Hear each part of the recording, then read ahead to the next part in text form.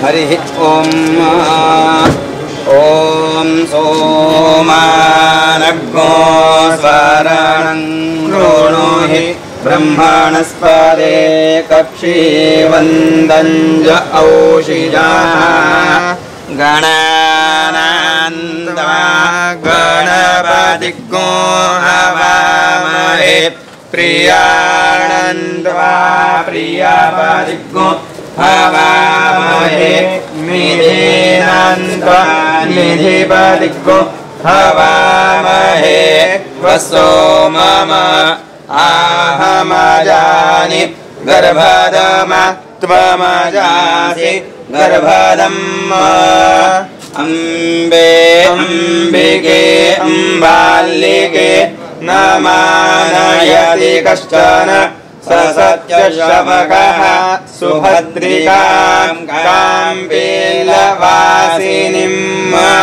श्रीश्च लक्ष्मीश्च पत्न्या वहोरात्रे पार्श्वे नक्षत्राणि रूपमश्विन व्याप्तम् विष्णुन्निधान मुम्महिधान सर्वलोकमहिधानः पावकानः सरस्वती वाजेभिर्वाजनीवदे जन्यं वष्टो धिया वसो प्रणो देवी सरस्वती वाजेभिर्वाजनीवदे धीनामभित्रयवतो देवीं वाचमयन्त देवास्तां स्वरूपाः पशवो वदन्ति सानो मन्द्रेषु मोचन्दुहान धेनुर्वागस्म नुपसुष्ठवेदो ब्रह्मज्ञानं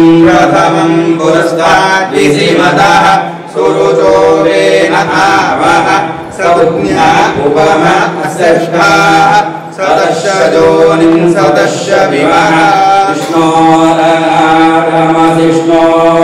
स्वप्नेस्त्रोष्णोः स्योरसिष्णोर्द्रोहि वैष्णवमसि कृष्णवे ब्रह्मगन्धोयामहे सुगन्धिं पुष्टिवर्धनम् दुर्गारूपमेव बन्धना मृत्यो मोक्षि यमामृतात् अधिजो प्रविन्दक्षमये माता सपिता सुपुत्राः विश्वे देवा आदितिः पञ्चयन आदित्यजातमदिः जनित्वम्।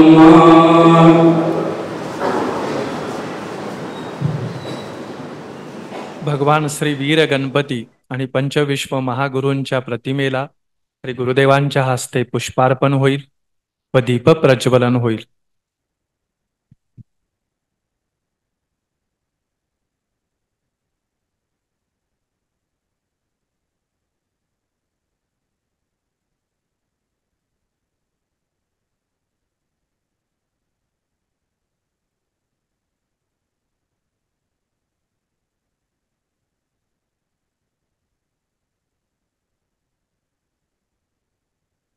सर्व उपस्थित भाविक भक्तांच्या वतीनं मी विनंती करतो की त्यांनी आसन ग्रहण करा.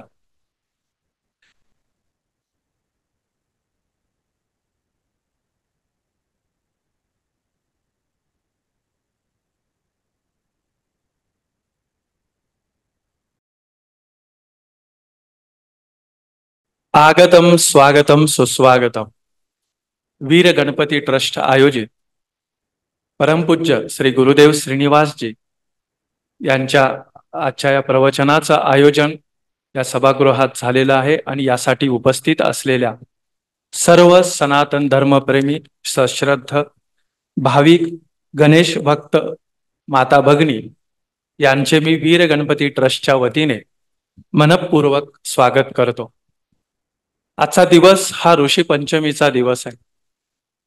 श्रावण शुद्ध चतुर्थीपासून या भूतलावर पृथ्वीच्या वातावरणात भाद्रपद शुद्ध पंचमी पर्यंत वेदांतरण होत होतं ते आज पूर्ण झालं.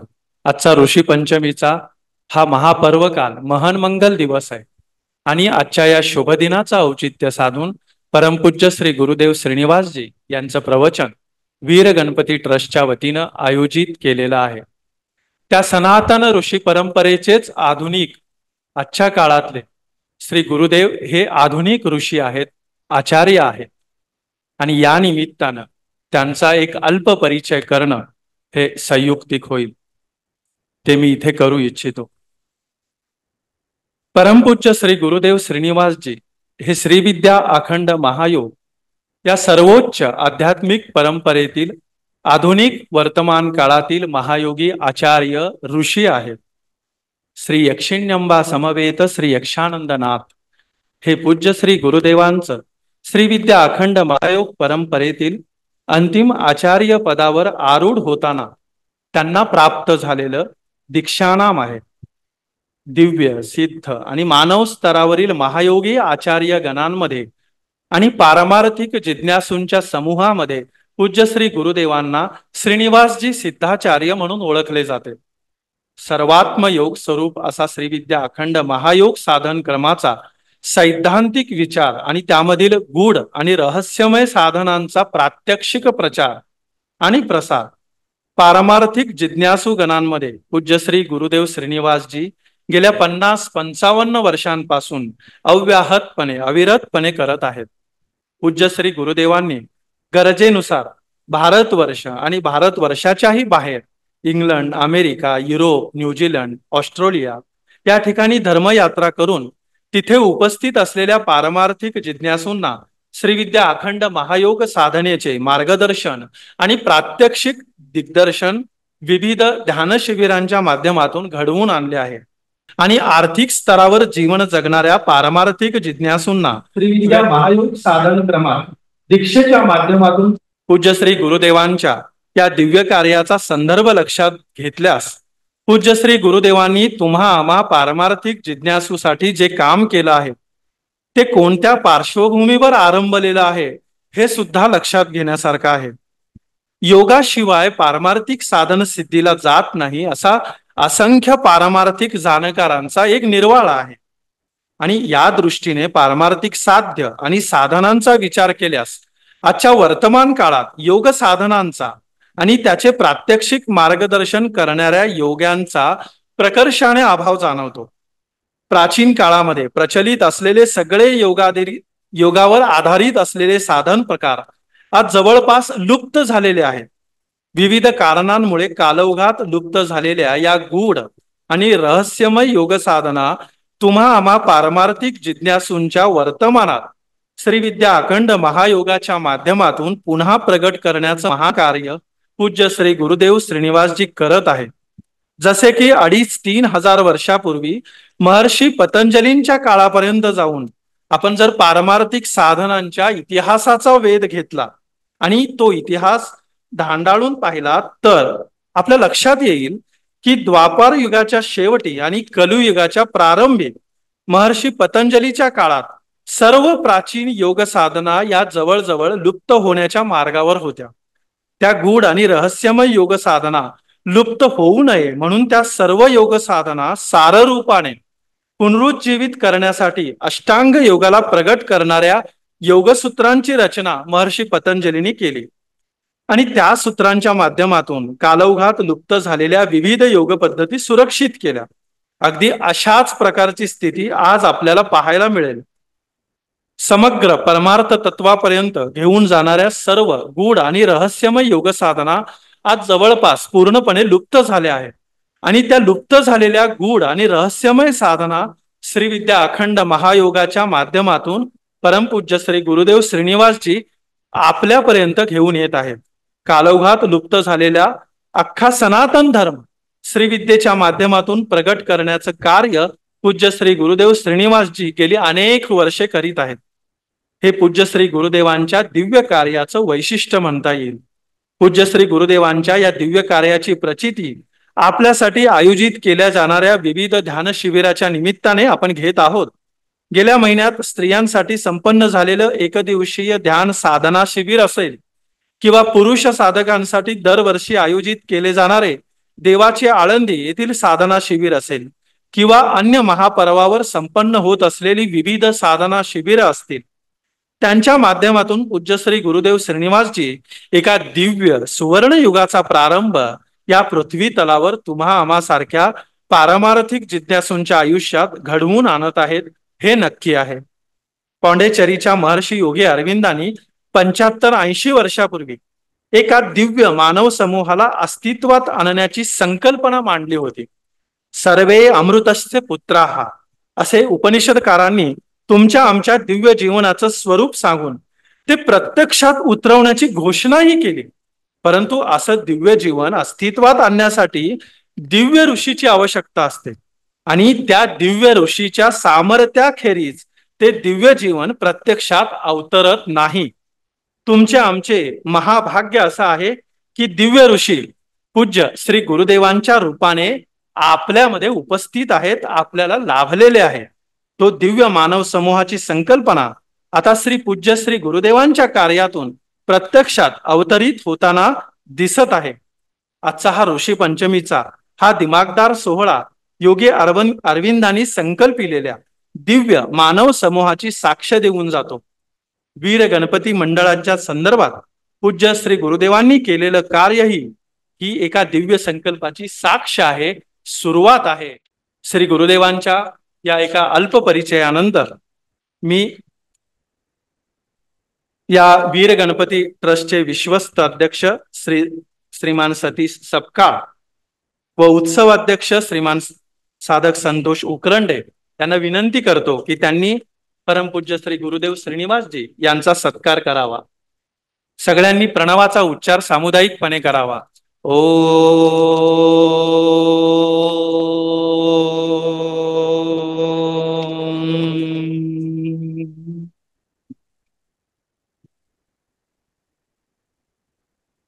ज्या वीर गणपती ट्रस्टच्या वतीनं आज श्री गुरुदेवांचं प्रवचन इथे या ठिकाणी आयोजित केलेलं आहे, त्या वीर गणपती ट्रस्टचा सुद्धा एक थोडक्यात परिचय आजच्या या संदर्भात आवश्यक ठरेल. तर मी एक थोडक्यात या संस्थेचा, या विश्वस्त संस्थेचा परिचय आपल्या समोर करू इच्छितो. वीर गणपती ट्रस्ट ही एक सोलापुरातील गणेश मंडळ असून त्याची स्थापना पूज्य श्री गुरुदेव श्रीनिवासजी यांच्या अनुज्ञेने आणि आशीर्वादाने झाली आहे. या मंडळाचे तरुण आणि तडफदार कार्यकर्ते पूज्य श्री गुरुदेवांना पूर्णपणे समर्पित होऊन कार्य करत असतात. 2011 मध्ये पूज्य श्री गुरुदेवांनी वीर गणपती नामक गणेशाच्या मूर्तीची स्थापना करण्याची अनुज्ञा या मंडळाच्या कार्यकर्त्यांना दिली आणि त्याप्रमाणे गणपतीच्या मूर्तीचा आकार आणि विग्रह तयार करून घेण्यात आला. पुढे 2013 मध्ये या वीर गणपतीची स्थापना पूज्य श्री गुरुदेव श्रीनिवासजी यांच्याच हस्ते संपन्न झाली आणि गणेशोत्सवाचा प्रारंभ झाला. तेव्हापासून आस्थागायत गणेशोत्सवामध्ये गणेश विग्रहांचे विधिवत पूजन केले जाते आणि या निमित्तानं मंडळाकडून गणेश अष्टोत्तर नामावली असेल, गणेश सहस्त्रनामाचं पठण असेल, हवन असेल, अष्टोत्तर नामावलीचं सामुदायिक पठण असेल, विद्यार्थ्यांसाठी अक्षर पूजा असेल, सायंकाळी संपन्न होणारं नक्षत्र पूजन असेल, अशा अनेक धार्मिक आणि आध्यात्मिक उपक्रम या उत्सवामध्ये आयोजित केले जातात, संपन्न होतात. वीर गणपतीच्या स्थापनेपासून आजपर्यंत दरवर्षी या गणेशाचं पूजन पूज्य श्री गुरुदेव श्रीनिवासजींच्या शुभ हस्ते होत असतं. वर्तमानातील महायोगी सद्गुरू समाजातील विविध घटकांना त्यांच्या कल्याणाच्या मार्गात प्रवेशित करून त्यांना कसं अखंड मार्गदर्शन करत असतो याचं उत्तम उदाहरण म्हणजे सोलापुरातील दाजीपेठ येथील हे वीर गणपती मंडळ होय. यानंतर वर्तमानातील महायोगी सद्गुरू यांच्या अवतीभोवती असलेल्या समूहावर पूर्णपणे लक्ष ठेवून असतात. त्यांच्या गरजेनुसार त्यांना मार्गदर्शन करण्यामध्ये ते सदैव तत्पर असतात. वर्तमानातील पूज्य श्री गुरुदेव श्रीनिवासजींसारख्या महायोगी सद्गुरूंच्या मार्गदर्शनातून दिव्य शक्तीला सामर्थ्याला उन्मुख झालेला एक धर्मनिष्ठ धर्मप्रेमी धर्माभिमानी आणि धर्मतेजाने तळपणारा एक आदर्श समूह या निमित्तानं उदयाला येत असतो. धर्म, अध्यात्म आणि संस्कृतीशी संबंधित असलेली विविध क्षेत्रे, कला, उपासना, कर्मकांड इत्यादी जीवनाचे अभिन्न अंग असलेल्या घटकांवर लक्ष ठेवून प्रसंगी त्यांना मार्गदर्शन करणे आणि अंतिमतः त्यांना सर्वोच्च श्रेयाकडे घेऊन जाण्याचं कार्य सुद्धा वर्तमानातील महायोगी सद्गुरू करत असतात. असे महायोगी सद्गुरू परमपूज्य श्री गुरुदेव श्रीनिवासजी तुम्हा आम्हा सर्वांना सतत या ना त्या प्रसंगामध्ये मार्गदर्शन करण्यामध्ये आणि आपल्याला कल्याणाच्या मार्गावरून घेऊन जाणारे महायोगी सद्गुरू आपल्याला भेटलेले आहेत. हे तुम्हा आम्हा सर्वांचं फार मोठं भाग्य आहे. यानंतर काही सत्काराचा कार्यक्रम आणि प्रसाद इथे श्री गुरुदेवांच्या हस्ते होईल. श्री व्यंकटेश्वर देवस्थान ट्रस्टचे विश्वस्त माननीय अध्यक्ष श्री रामलिंग आडम आणि सचिव माननीय श्री व्यंकटेश चिलका यांचा सत्कार आणि त्यांना श्री गुरुदेवांकडून प्रसाद मिळणार आहे. श्री गुरुदेव श्रीनिवासजी यांच्या कार्यक्रमासाठी गेली अनेक वर्ष वेळोवेळी सेवाभावाने हे सभागृह ते उपलब्ध करून देत आहेत. गेल्या अनेक वर्षापासून ते या सेवेत सहभागी आहेत. मी श्री गुरुदेवांना विनंती करतो की त्यांनी श्री व्यंकटेश्वर देवस्थान ट्रस्टचे अध्यक्ष श्री रामलिंग आडम आणि सेक्रेटरी श्री व्यंकटेश चिलका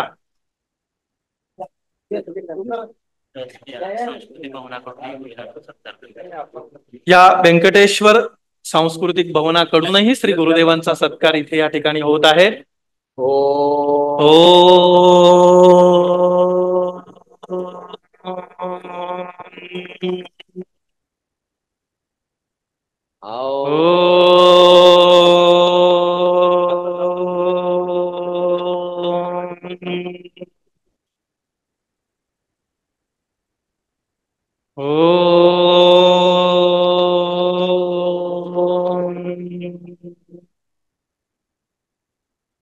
मी गुरुदेवांना विनंती करतो की त्यांनी श्री रामलिंग आडम आणि श्री व्यंकटेश्वर चिलका यांचाही सत्कार या निमित्ताने करावा.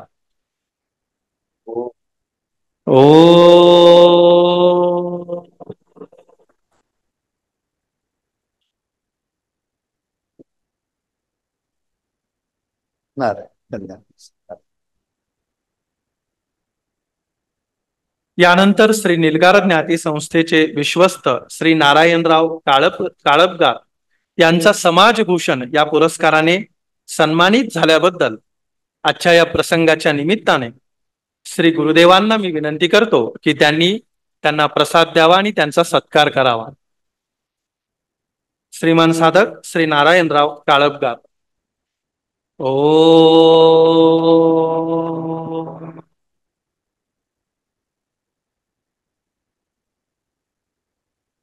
आता यानंतर ज्याची आपण सर्वजण अत्यंत उत्सुकतेने वाट पाहत आहोत ते म्हणजे श्री गुरुदेवांचं प्रवचन. परमपूज्य सद्गुरुदेव श्रीनिवासजी यांना मी विनंती करतो की त्यांनी उपस्थित सर्व भाविक भक्तांना आपले मार्गदर्शन करावे.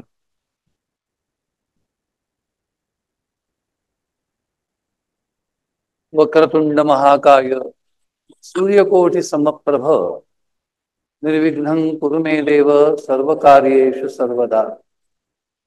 वंदे गुरुपदद्वन्द्वम् अवांग मनस गोचरम रक्त शुक्ल प्रभा मिश्रम अतर्क्यं त्रयीपुरं महा। ॐ गणानान्तां गणपतिं हवामहे कविं कवीनामुपमश्रुस्तमं ज्येष्ठराजं ब्रह्मणां ब्रह्मणस्पत आनशृण्वन्नोतिभिः सीदसादर। श्रीमन्महागणाधिपतये नमो नमो नमः। श्री गुरुभ्यो नमः। आजच्या प्रवचनाचा प्रारंभ आपण श्री गणपतीच्या नामस्मरणात्मक भजनाने करणार आहोत। सामूहिक भजन। मंगलमूर्ते विघ्नहरा दुरितनाशना कृपा करा। हा जो मंगलमूर्ती विनायकाचा महागणपतीचा उघड प्रगट मंत्र आहे, त्याचंच आपल्याला भजन करायचं आहे।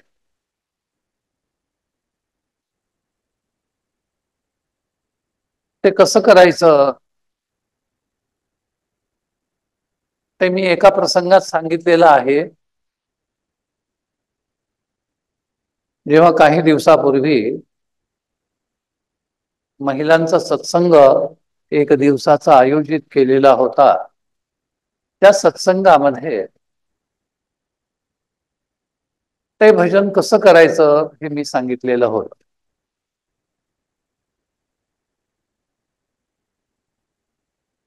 आज मी ते भजन तुम्हाला सगळ्यांनाच सांगतो आहे। ते त्यावेळेला फक्त महिलांना सांगण्यात आलेलं होतं। आज तुम्ही इथे सर्व स्त्री पुरुष गणपती भक्त उपस्थित आहात। नामस्मरणासारखं सोपं साधन दुसरं कुठलंच नाहीये परमेश्वर प्राप्तीसाठी। म्हणून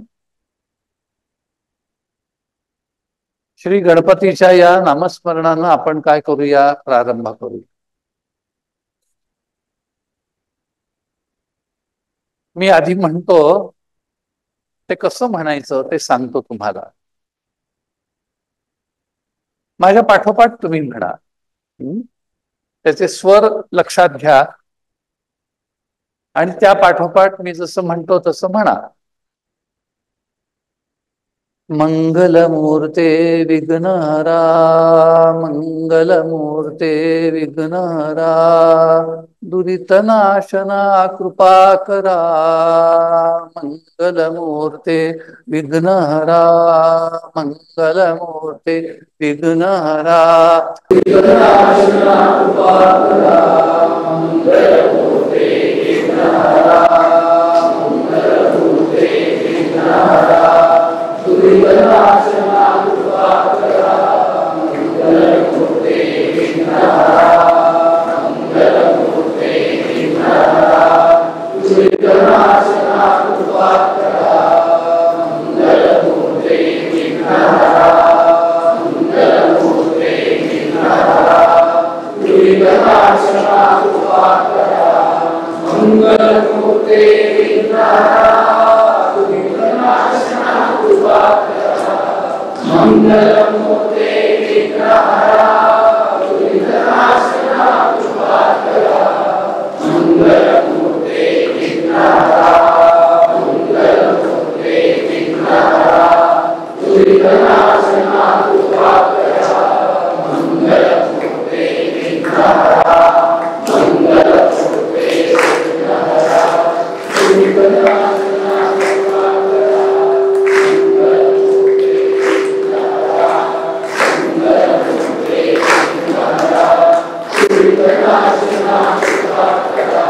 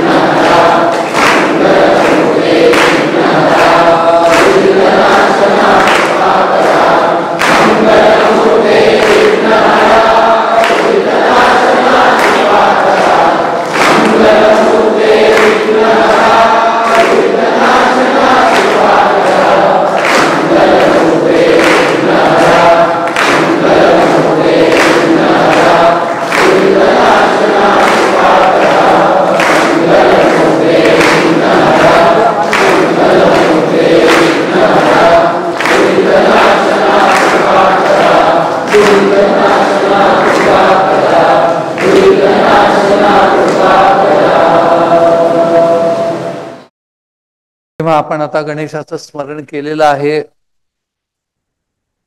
सर्व देवतांमध्ये प्रत्येक देवतेचं काही ना काही वैशिष्ट्य असतं. त्यात गणपतीचं वैशिष्ट्य काय आहे, तर तो स्मरण मात्र संतुष्ट होणार आहे. गणपतीचं वैशिष्ट्य काय, तर त्याचं नुसतं स्मरण केलं तरी तो प्रसन्न होतो. त्यामुळे आपण आधी त्याचं स्मरण केलं. तो मंगलमूर्ती गणेश तुम्हा आम्हा सर्वांवर कृपा करणार हे निश्चित आपण त्या प्रार्थनेत कृपा करा असं म्हटलेलं आहे. आमच्यावर काय करा, हा हे मंगलमूर्ते तुम्ही कोण आहात, मांगल्याची परिपूर्ण सजीव मूर्ती आहात. आमच्या जीवनातलं सगळं जे अमांगल्य आहे तेच तर विघ्न आहे, त्याला दूर करणारे आहात.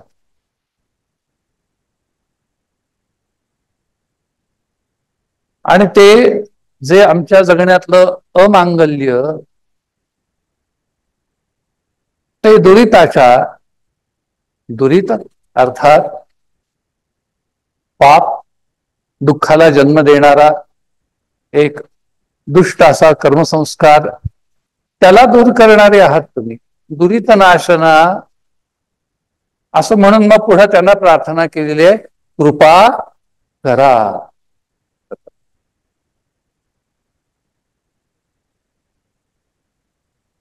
याप्रमाणे आपण त्यांचं स्मरण केलं. या प्रवचनाच्या प्रारंभी गणपतीशी संबंधित असलेला एक मंत्र मी म्हटलेला होता. गणानां त्वां गणपतिं हवामहे कविं कवीनामुपमश्रवस्तमं ज्येष्ठराजं ब्रह्मणा ब्रह्मणस्पत आनशृण्वन्नोतिभिः सीदसादनम्. माता श्रुतीनं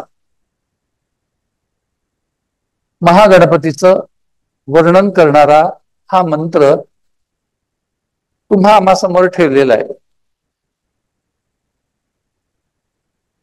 महागणपतीचं वेदोक्त पद्धतीनं जे पूजन करतात ते या मंत्राला उपयोगात आणून या मंत्राचा विनियोग करून गणपतीची उपासना पूजादिक करीत असतात.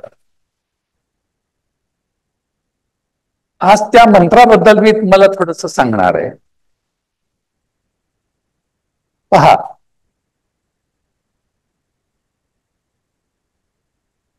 काय म्हटलं जातं या मंत्रामधून त्या गणपतीबद्दल. कसा आहे तो गणपती, गणांचा अधिपती. गणानां त्वां गणपतिं हवामहे.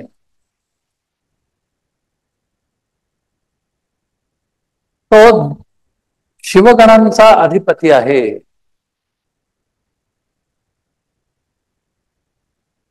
कवीनां कवी, कवी शब्दाचा अर्थ क्रांतदर्शय. मुनय ऋषय कवय क्रांतदर्शय. सर्वज्ञ, त्रिकालदर्शी आणि त्रिकालामध्ये जे जे काही घडतं त्याच्यावर पूर्णपणे नियंत्रण ठेवणारे त्यांना ऋषी म्हणतात. त्यांचा तो कोण आहे, त्यांचाही तो अधिपती आहे. कवीनां कवी. पुढे म्हटलेलं आहे तो ज्येष्ठ राज आहे, ज्येष्ठांचा राजा. आणि पुढे म्हटलेलं आहे तो ब्रह्मण म्हणजे ब्रह्मवेत्ता. ब्रह्मवेत्यांचा सुद्धा कोण आहे, अधिपती आहे. इतकी विशेषण आहेत पहा त्याची.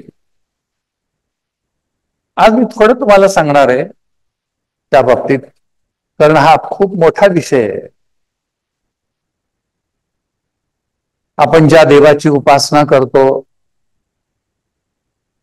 त्याचा महिमा, त्याचं दिव्य भव्य स्वरूप आपण समजून घेतलं पाहिजे. ते समजून घेणं हा सुद्धा त्या देवतेच्या उपासनेचा एक अत्यंत अंतरंग असा भाग आहे.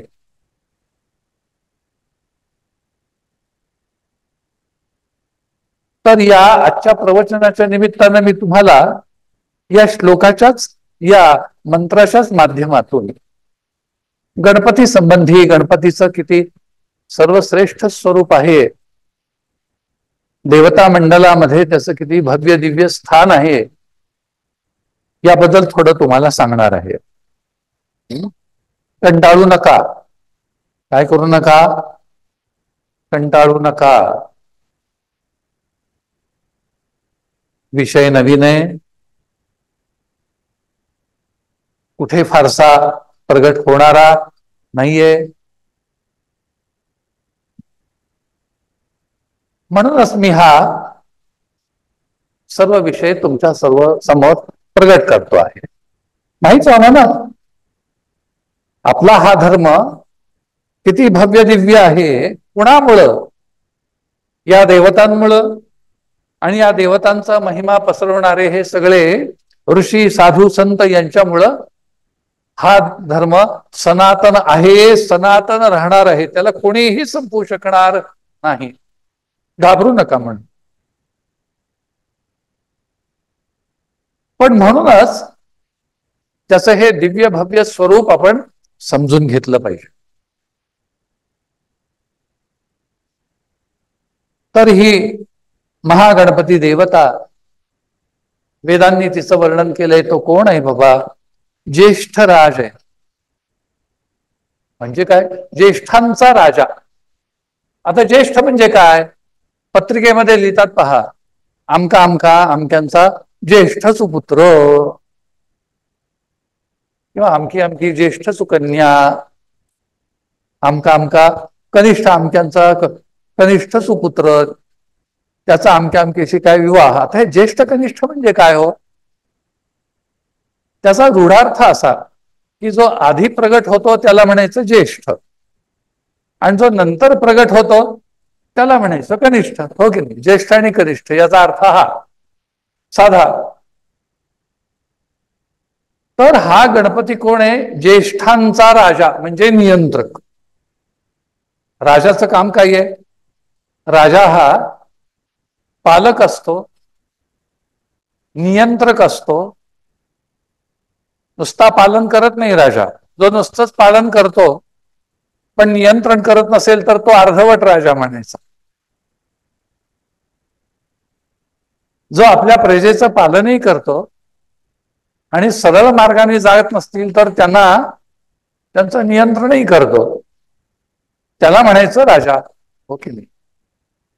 तसा हा ज्येष्ठांचा कोण आहे? राजा आहे. आता इथे ज्येष्ठ कोण हे माहित असायला पाहिजे. ज्येष्ठ कोण? मी आता तुम्हाला त्याचा रूढार्थ सांगितलं. जे प्रथम प्रगट झाले त्यांना म्हणायचं ज्येष्ठ. आता प्रथम कोण प्रगट झालं? तर प्रथम प्रगट झाला प्रणव, आणि प्रणवाच्या बरोबर अथ असे दोन ध्वनी प्रगट झाले. कुणामधून प्रगट झाले तेही सांगतो. ओंकारश्चाथ शब्दश्च द्वामिमो ब्रह्मणो मुखात कंठम भित्वा विनिर्यातौ तस्मान मांगलिका उभौ. कुठल्याही ग्रंथाचं मंगलाचरण करताना प्रथम प्रणव येतो बघा. जसं आपल्या ज्ञानेश्वर महाराजांनी, तुम्ही ज्ञानेश्वरी वाचत असाल, ओम नमोजी आद्या असं ग्रंथाचा प्रारंभ कसा केला? प्रणवाने केला. ओम नमोजी आद्या वेद प्रतिपाद्या जय जय स्वसंवेद्या आत्मरूपा. कोणत्याही ग्रंथाचा प्रारंभ करताना मांगल्य सूचक शब्दांचा उच्चार करायचा असतो. म्हणजे कोणताही ग्रंथच नाही, कोणत्याही कार्याचा प्रारंभ करायचा असेल तर मांगल्य सूचक शब्दांचा वापर करायचा असतो, प्रारंभी उच्चार करायचा असतो. तर ब्रह्मदेवानं जेव्हा वेद प्रगट केले तेव्हा त्यांच्या कंठातून दोन शब्द बाहेर आले, म्हणले ओंकारश्चाथ शब्दश्च. ओंकार आणि अथ हे शब्द. तुम्ही कुठलीही पोथी एखादं स्तोत्र समजा वाचत असाल तर तिथं तुम्हाला गणपतीचं स्तोत्र आहे, अथ गणेश स्तोत्र प्रारंभ असं म्हटलेलं, अथ लक्ष्मी स्तुती प्रारंभ असं लिहिलं. हे अथ अथ हा काय आहे हा प्रकार, हो की नाही? आपल्याला कोणाला माहित नाहीये. अथ का म्हणायचं, तथ असं का म्हणायचं नाही, अथ का म्हणायचं? तर अथ हा शब्द मांगल्य सूचक आहे. जसं प्रणव म्हणजे ओंकार मांगल्य सूचक आहे, तसंच अथ हा सुद्धा शब्द मांगल्याचा सूचक आहे. आणि ते दोन शब्द आधी प्रगट झाले म्हणून त्यांना म्हणायचं ज्येष्ठ. कळालं का? मग बाकीचे सगळे वेद काय आणखीन जितकं म्हणून ते दिव्य ज्ञान आहे ते नंतर प्रगट झालं. आणि हे सगळे कसे आहेत, हे दोन शब्द मंगलकारक आहेत. मांगल्याची जी काही एक स्थिती तिला प्रगट करणारे कोण, हे दोन शब्द.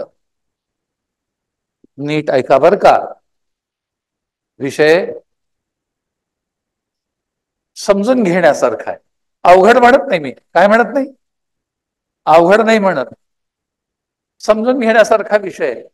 आता बघा बरं, बरेच तुमच्यामधले 12वी पास झालेले विद्यार्थी वगैरे आता त्यांचं ऍडमिशन झालेलं आहे. कोणी इलेक्ट्रॉनिक्सला गेलं असेल, कोणी कॉम्प्युटरला गेलं असेल, कोणी लॉला, कोणी इकडे अजून मेडिकलला वगैरे. तर ते असं म्हणतात का हे सगळे विषय अवघड आहेत म्हणून? असं नाही म्हणत. ते काय म्हणतात, समजून घेण्यासारखे. कसे आहे, एखादा मुलगा म्हणू लागला की हे फार अवघड आहे हो, तर आई वडील त्याला समजून देतात, अवघड नको म्हणून, समजून घेण्यासारखं आहे असं म्हण, हो की नाही? अहो तसंच आहे, मी आता जे बोलतोय ना त्याला अवघड समजू नका, समजून घेण्यासारखं आहे अशी दृष्टी ठेवा त्याच्याकडे.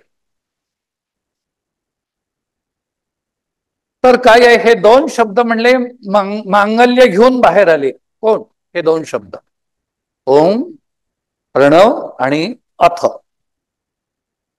आता तुम्ही म्हणाल याचा मांगल्याशी काय संबंध आहे? तर मांगल्यकारक शक्ती किती आहे? 3 आहे. एक मंगला, दुसरी सुमंगला आणि तिसरी अतिमंगला. मंगला, सुमंगला, अतिमंगला अशा किती शक्ती आहेत? 3 शक्ती आहेत. आणि त्यांचा निवास नेहमी ब्रह्मदेवाकडे असतो, ब्रह्मदेवाजवळ, ब्रह्मलोकात असतात त्या. बरं का? किती शक्ती आहेत त्या? 3. आता यांचं काय वैशिष्ट्य आहे? या ती जी मंगला शक्ती आहे ती जे जे काही अमंगल घडतं सृष्टीमध्ये त्यावेळेला ती प्रगट होते आणि त्या अमंगलाला थोपवते. काय करते? हा, त्यांना वाढू देत नाही. काय करू देत नाही? वाढू देत नाही त्यांना. ती थोपवते पण संपवत नाही. दुसरी शक्ती कोणती? सुमंगला. पण आम्हाला मंगला या शब्दाचा अर्थ सांगता येतो. सुमंगला, सुमंगला हे त्या मांगल्यकारक शक्तीचं दुसरं रूप. हिचं काय वैशिष्ट्य आहे? ही सृष्टीमध्ये नुसतं मंगलाचा प्रसार करते असं नाही, जे जे अमंगल आहे त्याचं सामर्थ्य क्षीण करते. काय करते? हा, त्याचं सामर्थ्य क्षीण करते. आणि तिसरी शक्ती आहे अतिमंगला. कोण? अतिमंगला. ती काय करते? जे जे अमंगल आहे त्याला थोपवते. नुसतं थोपवते असं नाही, त्याचं सामर्थ्य क्षीणही करते. नुसतं क्षीण करते असं नाही, त्यांना आपल्यामध्ये गिळून टाकते, सामावून घेऊन त्यांचं अमांगल्य समाप्त करते. ती कोण? अतिमंगला. बघा, तुम्हाला भगवान विष्णूचे अवतार निदान ऐकून माहीत असतील. कुणाचे? दशावतार झाले, आपण त्यातले 9 अवतार झाले, 1 अवतार अजून होणार आहे आपल्याला माहिती आहे. तर पहा, पहिले अवतार झाले कुठले? वराह आणि नरसिंह. त्याच्या आधी सृष्टीमध्ये अमंगलकारक शक्ती कोणत्या रूपानं आल्या? हिरण्याक्ष आणि हिरण्यकश्यपू यांच्या रूपानं. त्यावेळेला भगवान विष्णूंनी घेतली ही मंगला शक्ती. कुणाकडून? कारण अवतार घेणं हे कुणाचं कार्य आहे? भगवान विष्णूचं. त्यांनी ही मंगला शक्ती कुणाकडून मागून घेतली? ब्रह्मदेवाकडून. आणि ते प्रगट झाले वराह आणि नरसिंह या रूपात. काय केलं? थोपवलं त्यांनी. फक्त त्या अमंगलकारक शक्तींना काय केलं? थोपवलं आणि त्यांची अवतार समाप्ती केली. पण थोपवलं, मग पुन्हा त्या अमंगलकारक शक्ती पुन्हा प्रगट झाल्याच रावण आणि कुंभकर्ण या रूपात. कोणत्या रूपात? हो, रावण आणि कुंभकर्ण या रूपात प्रगट झाल्यानंतर अवतार झाला भगवान रामांचा. त्यावेळेला त्यांनी कोणती शक्ती धारण केली? सुमंगला.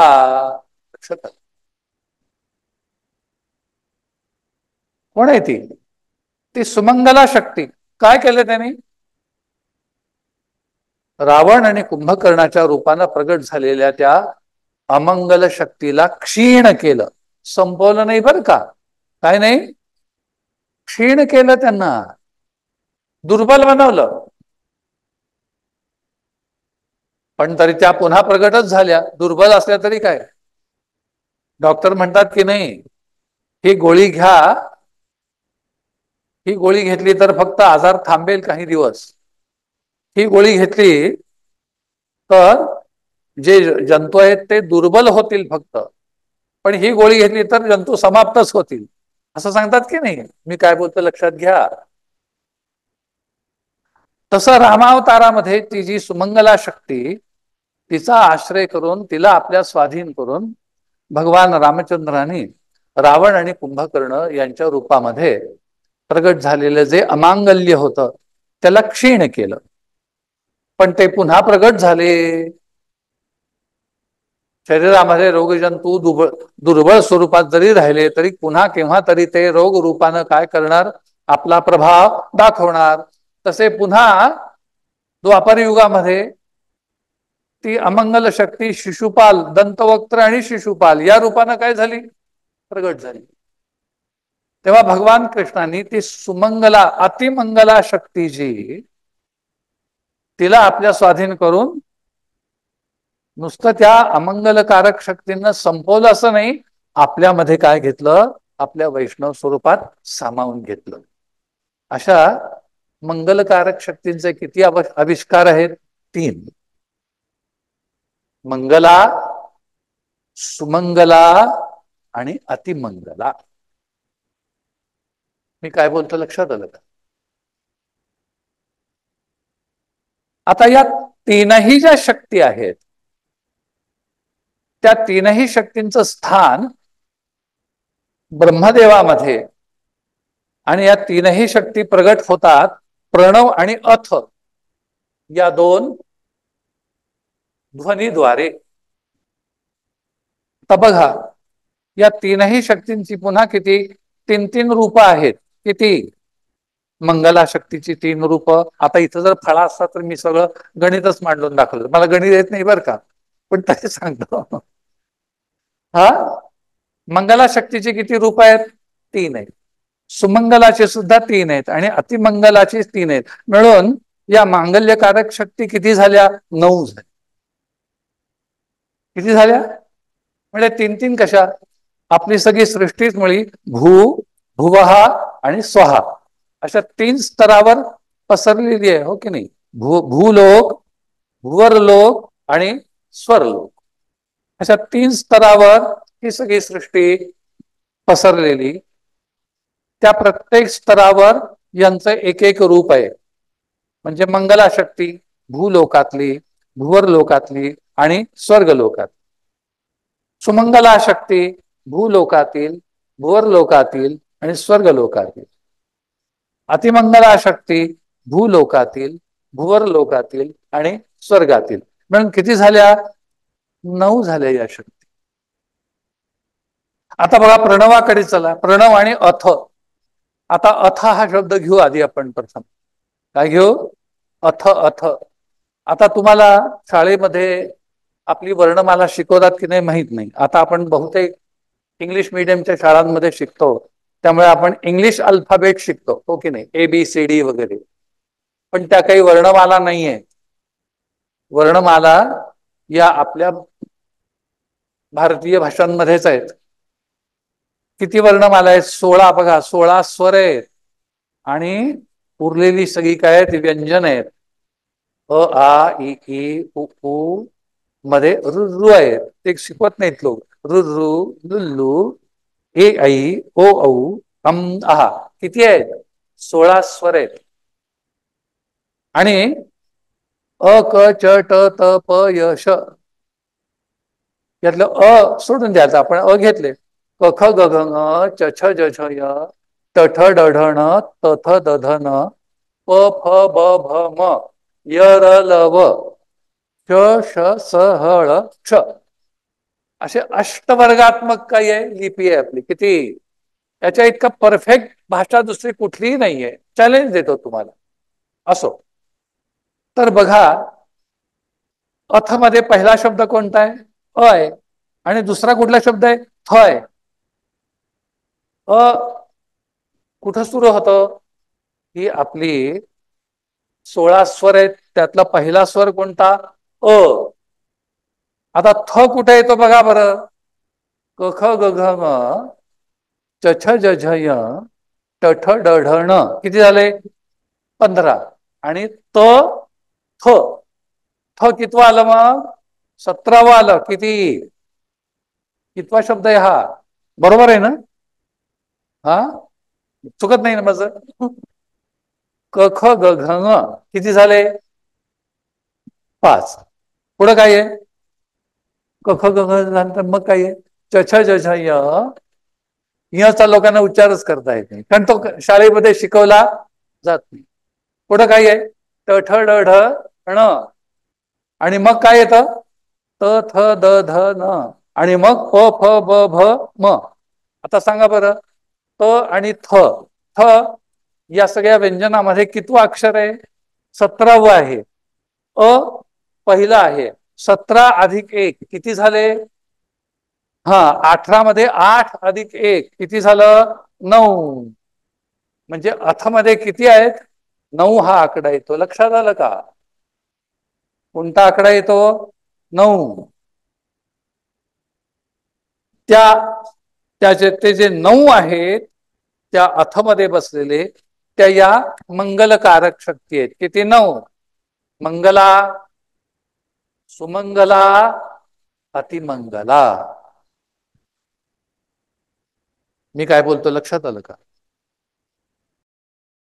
एकदा मी आमच्या सद्गुरुनाथांबरोबर, योगेश्वर महाराजांबरोबर जेव्हा बोलत होतो, त्यावेळेला सर्व मंगल मांगल्य हा जो शब्द आला गणपती सहस्त्रनामातला, त्यावेळेला मी म्हटलं याच्यावर जरा सांगा की.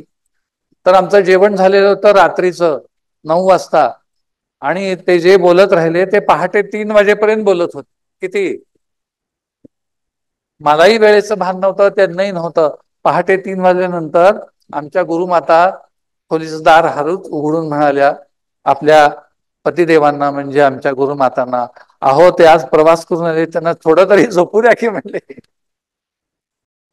केवढं रहस्यमय ज्ञान असतं बघा हे सगळं. तर बघा, त्या अथ मध्ये या 9 शक्ती बसलेल्या आहेत. आता इकडे प्रणव घ्या, ओंकार.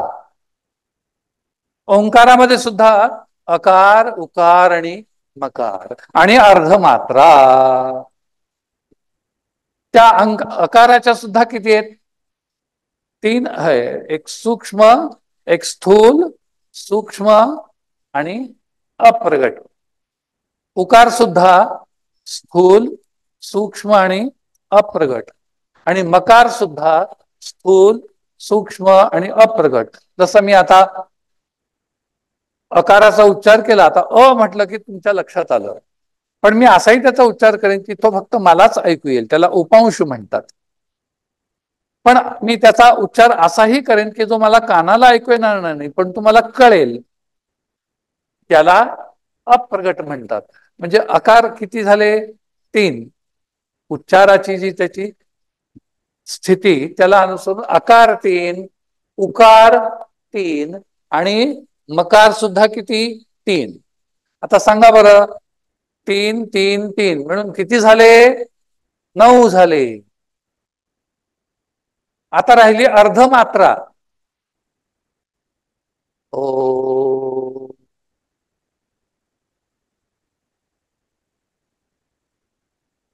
तुम्हाला फक्त अकार, उकार आणि मकार एवढंच ऐकू आलं. पुन्हा म्हणतो पहा. औ.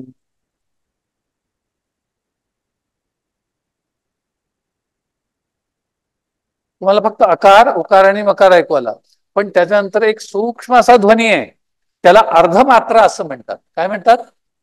आणि त्या अर्धमात्रेच्या उच्चारणाच्या सुद्धा पुन्हा किती आहेत? 9 अवस्था आहेत. बिंदू, अर्धचंद्र, रोधिनी, नाद, नादांत, शक्ती, व्यापिका, समना आणि उन्मनी. अशा अर्धमात्रेत किती आहेत? पुन्हा 9 टप्पे आहेत. म्हणून प्रणवामध्ये प्रगट जो तुमचा आमचा अकार, उकार, मकारात्मक हे आहे, प्रणव आहे, त्याच्या 9 अवस्था आणि अर्धमात्रेच्या 9 अवस्था. सांगा बरं, आता तिथे किती झाले? 9 दोने 18 आणि 9 9 81. बघा बरं, 8 आणि अधिक 1 किती झाले? 9. म्हणजे यामध्ये कोण बसलेला आहे? पुन्हा या मंगलकारक शक्ती बसलेल्या प्रणवामध्ये आणि अथ या शब्दामध्ये. त्यांना घेऊन त्या शब्दांच्या माध्यमातून या सर्व मंगलकारक शक्ती सुरुवातीला प्रगट झाल्या, जेव्हा कोणतीही भाषा नव्हती, कोणतंही ज्ञान नव्हतं. कारण ज्ञान आणि भाषा यांच्या बरोबर असतात एकमेकांच्या. अशा स्थितीत प्रथम कोण प्रगट झाले? ब्रह्मदेवाच्या मुखातून ओंकार आणि प्रणव. आणि ते प्रगट नुसते झाले नाहीत, तर ब्रह्मदेवामध्ये त्यांच्या त्या दिव्यतून नित्य वास करणाऱ्या त्या मंगला, सुमंगला आणि अतिमंगला शक्तींना घेऊन ते प्रगट झाले. आणि हा महागणपती त्यांचा कोण आहे? राजा आहे. म्हणून वेदांनी त्याला काय म्हटलं? ज्येष्ठ राजम ब्रह्मणा ब्रह्मणस्पत आनशृण्वन्नोतिभिः साधनम. त्याचा तो नियंत्रक आहे.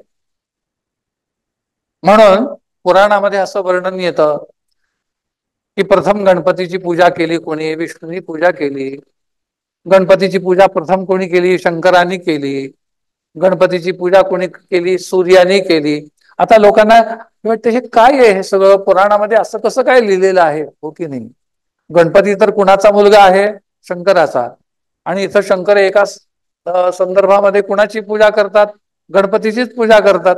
गणपती सहस्त्रनामामध्ये सांगितलेलं आहे. त्याच्या पाठीमागचा गुह्यार्थ हा की आता जर भगवान शंकरांना या मांगल्यकारक शक्तींचा आश्रय करून काही मंगल कार्य घडवायचं असेल, तर त्यांचा नियंत्रक असलेला जो गणपती, त्याचं सहाय्य घ्यावं लागेल. महागणपती, हो की नाही, महाविष्णू, त्यांना सुद्धा या मंगलकारक शक्तींचा आश्रय घ्यायचा असेल, तर त्यांचा जो नियंत्रक आहे महागणपती, त्याला प्रसन्न करून घ्यावं लागेल, हा त्याचा अर्थ. म्हणून हा कोण झाला? ज्येष्ठराज झाला. कोण? गणपती. पुन्हा तो कसा आहे? ज्येष्ठराजाचा अर्थ कळाला? याच्यावर पुष्कळ बोलता येण्यासारखं आहे. मला माहितीये तुम्हाला घरी जायचं आहे, गणपतीची आरती करून मोदक खायचे आहेत, त्यामुळे मी तुम्हाला फार इथे ताटकळत बसवणार नाही. पण हे एक किती विलक्षण रहस्य आहे पहा बरं. तो कवीनाम कवी म्हणजे तो क्रांतदर्शी असे जे ऋषी, त्यांचा सुद्धा तो नियंता आहे. आता हे क्रांतदर्शी ऋषी 3 स्तरावरचे असतात. दिव्य ऋषी, सिद्धर्षी आणि मानव ऋषी, ज्यांचे देह दिव्य असतात, बैंदव देहाने युक्त असलेले जे ऋषी त्यांना दिव्य ऋषी म्हणतात. जसं आपण देवर्षी नारद यांचं नाव ऐकतो, तसे अनेक देवर्षी आहेत. काही सिद्धर्षी आहेत की ज्यांचा सिद्ध देह असतो, जो प्रथम मानवी होता आणि नंतर त्यांनी त्याचं सिद्ध देहात रूपांतर केलं, त्यांना सिद्धर्षी म्हणतात. तर काही मानव देहधारी ऋषी असतात. पण हे सगळे कसे? कवी. कवी शब्दाचा अर्थ इथं पोएट नव्हे, लक्षात आलं का? काव्य करणारे या अर्थानं नव्हे, तर कवयः क्रांतदर्शया, ज्यांना तीनही कालामध्ये जे जे काही घडतं त्याचं प्रत्यक्ष ज्ञान असतं. कसं ज्ञान? प्रत्यक्ष ज्ञान असतं त्यांना. तिन्ही कालामध्ये जे काही घडतं, वर्तमानामध्ये जे घडतंय त्याचं ज्ञान, भूतकालामध्ये जे घडून गेलं त्याचंही ज्ञान, आणि भविष्यात आता जे घडणार आहे त्याचंही ज्ञान. संकल्प मात्रानं ते कोणत्याही कालामध्ये घडलेल्या, घडून गेलेल्या, घडू शकणाऱ्या घटनांचं ज्ञान करून घेतात. त्यांना म्हटलेलं आहे कवी. काय म्हटलंय? ते कवी. असे हे ऋषी, त्यांचाही हा कोण आहे? नियंता आहे, हा महागणपती. हो, म्हणजे या ऋषींचाही नियंता. हो, बरोबर आहे. त्यांचं ज्ञान जे काही त्यांना त्यांच्या सर्वज्ञता शक्तीमधून प्राप्त होत असतं, ते त्यांचं ज्ञान त्यांच्या दिव्य मनामध्ये प्रगट करणं. काय करणं? त्यांच्या दिव्य मनात प्रगट करून त्यांचं जे स्थूल मन असतं, त्याचं स्थान मूलाधार म्हटलेलं आहे, त्या मूलाधारामध्ये प्रगट करणं हे कार्य कोण करतात? भगवान गणपती करतात. कारण त्यांचं स्थान काय आहे? मूलाधार चक्र आहे. कोणतंही ज्ञान मूलाधार चक्रामध्ये उतरल्याखेरीज ते आपल्याला वाणीद्वारे प्रगट करता येत नाही. तुम्ही सुद्धा बघा बरं, कधी कधी तुम्हाला स्वप्न पडतात की नाही? हो, पण उठल्याबरोबर तुम्हाला सांगताच येत नाही. काहीतरी झालं, जाणवलं होतं आम्हाला असं म्हणतात, पण तुम्हाला ते प्रगट करता येत नाही, आठवत नाही म्हणता, विसरलं म्हणता. असं का होतं? तर योगीजन तुम्हाला असं सांगतील की तुमचं ते ज्ञान जे स्वप्नामध्ये तुम्हाला मिळालेलं होतं, ती जी काही जाणीव होती, ती मूलाधार चक्रापर्यंत येऊन पोहोचली नाही. आणि म्हणून पृथ्वी तत्वाशी संबंधित होता. जागे होता म्हणजे कुणाशी संबंधित होता? पृथ्वी तत्वाशी संबंधित होता. पृथ्वी तत्वाशी संबंधित होताना मग ते ज्ञान काय होत नाही?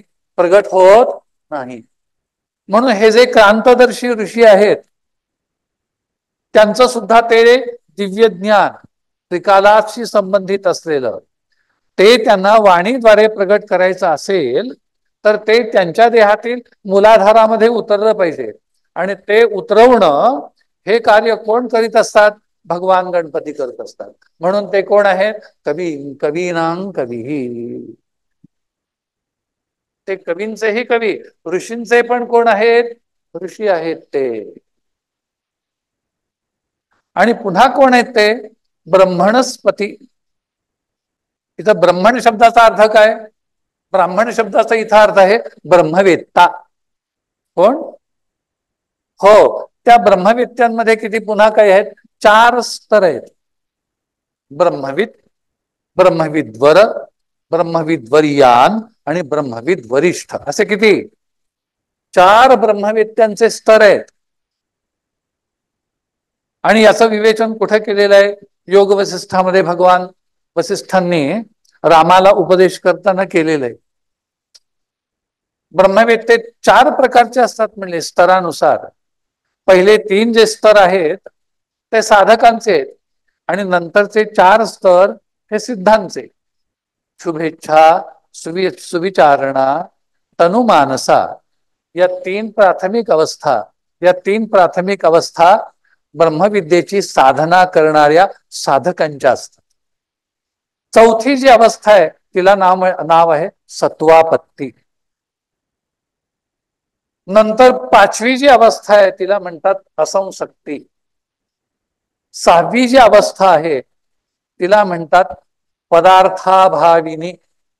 आणि 6वी जी अवस्था आहे तिला म्हणतात तुर्यगा. अशा सिद्ध पुरुषांच्या, ब्रह्मविद्येच्या अंगानं सिद्ध झालेल्या पुरुषांच्या किती अवस्था आहेत? 4. त्यापैकी जो ब्रह्मविद असतो तो, त्याचं वैशिष्ट्य सांगितलंय, त्याला ब्रह्मज्ञान झालं, मी सच्चिदानंद परब्रह्म आहे हे ज्ञान झालं त्याचं. पण आता ते ज्ञान घेऊन तो व्यवहारामध्ये वावरू लागला, त्याचं ज्ञान बॅकग्राऊंडला जाऊन पडतं. बरं का? कसं जाऊन पडतं? बॅकग्राऊंड. विसरत नाही तो, परंतु व्यवहारामध्ये मग त्याच्या ज्या काही भूमिका असतील त्या भूमिका घेऊन तो वावरू लागतो. हा 4थ्या स्टेजवर आलेला जो कोणी ब्रह्मवेत्ता असतो त्याला ब्रह्मविद म्हणतात. काय म्हणतात? ब्रह्मविद. त्यानंतर 5वी स्टेज जी आहे त्या स्टेजमध्ये असलेला जो ब्रह्मवेत्ता, त्याचं नाव असंशक्ती. त्या 5व्या स्टेजचं नाव. इथं काय होतं? त्याचं जे ब्रह्मज्ञान आहे ते सारखं बुद्धीमध्ये त्याला स्फुरू लागतं आणि हळूहळू हळू त्याची या संसाराच्या आकाराची होणारी जी वृत्ती आहे ती कमी कमी होऊ लागते. हा 5व्या टप्प्यावरचा ब्रह्मवेत्ता. 6व्या टप्प्यावरचा जो ब्रह्मवेत्ता, त्याची स्थिती कोणती? पदार्थाभाविनी. आता तो त्याच्या ब्रह्मस्वरूपात इतका बुडलेला आहे, इतका बुडलेला आहे, आपण होऊन तो त्या स्थितीतून बाहेर येत नाही. पण एखादा अधिकार संपन्न महात्मा असेल तर तो त्याला काय करू शकतो? त्याच्या त्या ब्राह्मी स्थितीतून बाहेर काढून व्यवहारामध्ये त्याला घेऊन जाऊ शकतो. तो 6व्या स्थितीतला कोण ब्रह्मवेत्ता, त्याची स्थिती त्याला म्हटलेलं आहे पदार्थाभाविनी. आणि अंतिम जी 7वी स्थिती तिला तुर्यगा असं म्हटलेलं आहे. त्या स्थितीमध्ये जो अवस्थित होतो तो स्वतःही त्या अवस्थेतून बाहेर येत नाही आणि इतरांना सुद्धा त्याला बाहेर काढता येत नाही. असे किती आहेत? पहिला जो सत्वापत्ती मधला तो ब्रह्मविद, असंशक्ती मधला तो ब्रह्मविद्वर, पदार्थाभाविनी मधला जो ब्रह्मविद्वर्यान आणि तुर्यगेमध्ये उपस्थित असलेला, प्रतिष्ठित असलेला तो ब्रह्मविद वरिष्ठ. असे ब्रह्मवेत्ते किती? 4. त्यांचा हा कोण आहे? अधिपती आहे. कोण? हा भगवान गणपती. तो ठरवणार. कोण? गणपती. की कोणी ब्रह्मविद या पदावरच राहायचं, कोणी असंशक्ती भूमीवर जायचं, कोणी पदार्थाभाविनीवर जायचं आणि कोणी तुर्यगेवर जायचं. हे ठरवणारा देव कोण? साक्षात गणपती आहे. म्हणून हा ब्रह्मवेत्यांचा, ब्राह्मणांचा म्हणजेच ब्रह्मवेत्यांचा पण पती आहे, अर्थात नियंत्रक. असा या वेदातील श्लोकांचा काय आहे? बुझ्यार्थ आहे. गणानां त्वां गणपतिं हवामहे कविं कवीनां त्वमश्रवस्तमं ज्येष्ठराजं ब्रह्मणस्पत आन शृण्वन्नोतिभिः सीदसादनम्. असा जो मंत्र, त्या मंत्राचं थोडक्यात तुम्हाला मी काय काय सांगितलं या ठिकाणी अर्थ सांगितला, जाता जाता थोडस त्यातलं रहस्यही सांगितलं. हा खूप गहन विषय आहे, याला भरपूर वेळ द्यावा लागणार आहे. यातील एका एका शब्दावर बरचसं व्याख्यान करता येण्यासारखं आहे. आपण इथंच थांबूया. पुन्हा एकदा भगवान गणपतीचं स्मरण करूया आणि त्यांचा आशीर्वाद मागूया. म्हणा. Krishna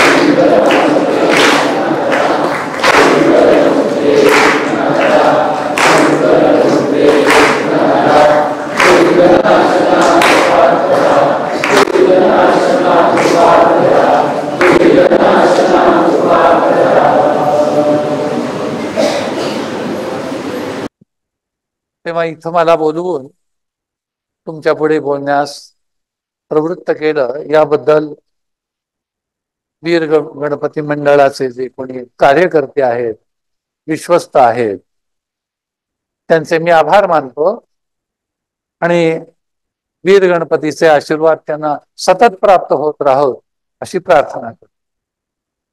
कल्याण.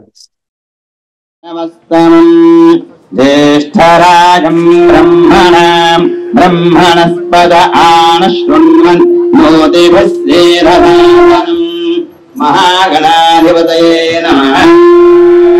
हरि ओम्.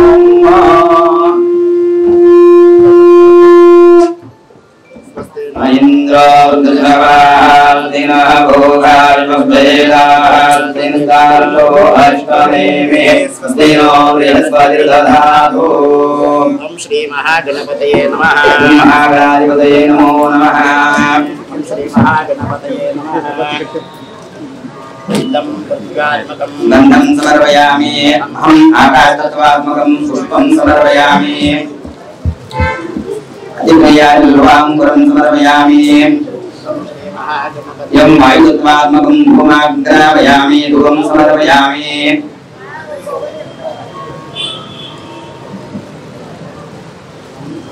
एतत्त्वात्मकं चेतत्त्वात्मकं दर्शयामि. स्थापितं दर्शयामि. धूपदीपान्तरनैवेद्यं निवेदयामि. स्थापितनैवेद्यं निवेदयामि. अमृतत्वात्मने नैवेद्यं निवेदयामि. मंगलनीराजनम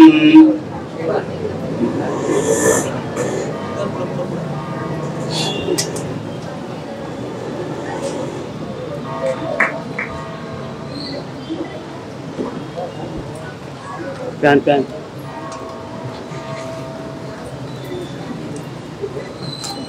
महागणपतये नमः. लोकदाल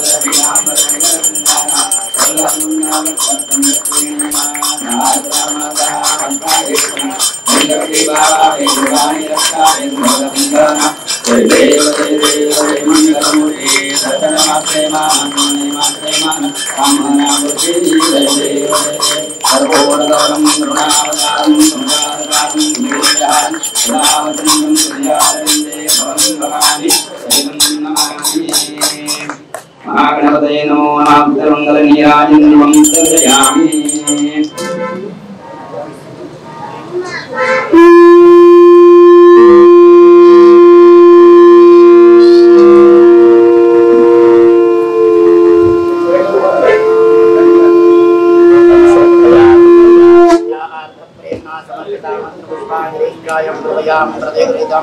महागणपतये नमः. दिव्यमंत्र पुष्पांजलिं समर्पयामि. कार्यमे सिद्धिमायं प्रसन्ने वेदात्रे विज्ञानां नाशवान् सर्वाणि सर्वनाय आर्यन कृतेन पूजन श्री महागणपति पूजनं प्रियं श्री महागणपति पूजनं प्रियं तां नमः. ओम तत्सत् ब्रह्मार्पणं नमस्ते. विष्णवे नमः. विष्णवे नमः. विष्णवे नमः. गणपति बाप्पा मोरया. श्री महागणपतीचा जय हो. जय हो. जय हो. महागणपतीचा जय हो. जय हो. जय हो. श्री महागणपतीचा जय हो. जय हो. जय हो.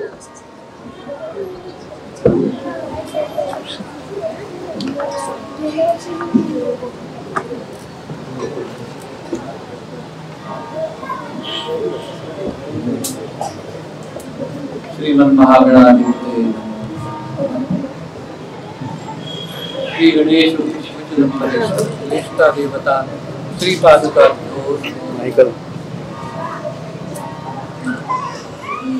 भगवान श्री वीर गणपती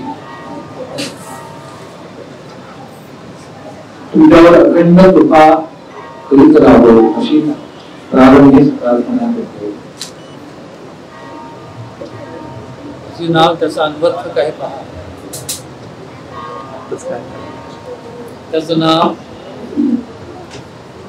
किती अन्वर्थक आहे.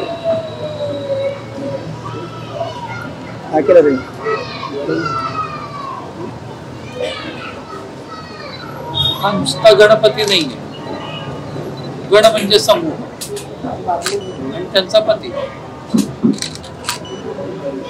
पण गणांचा जो कोणी पती अर्थात प्रभू तो कसा पाहिजे. वीर पाहिजे. कोण पाहिजे.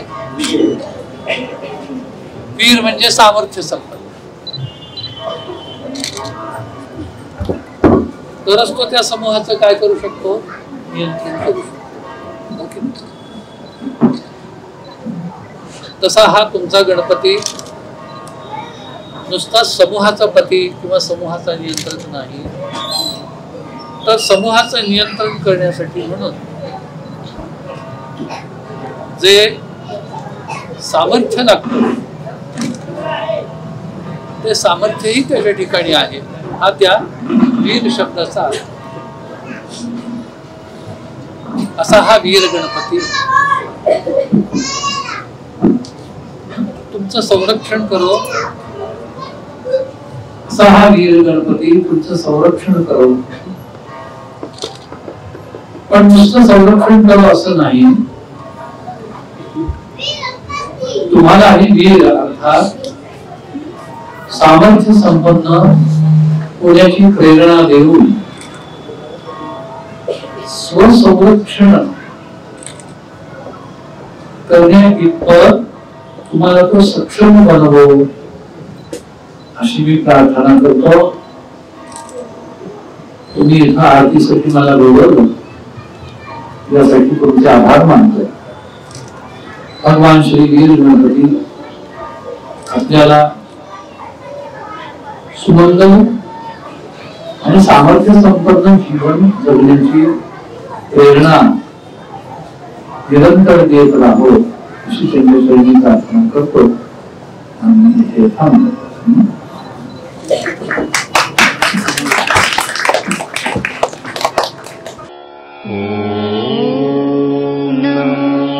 नारायणाय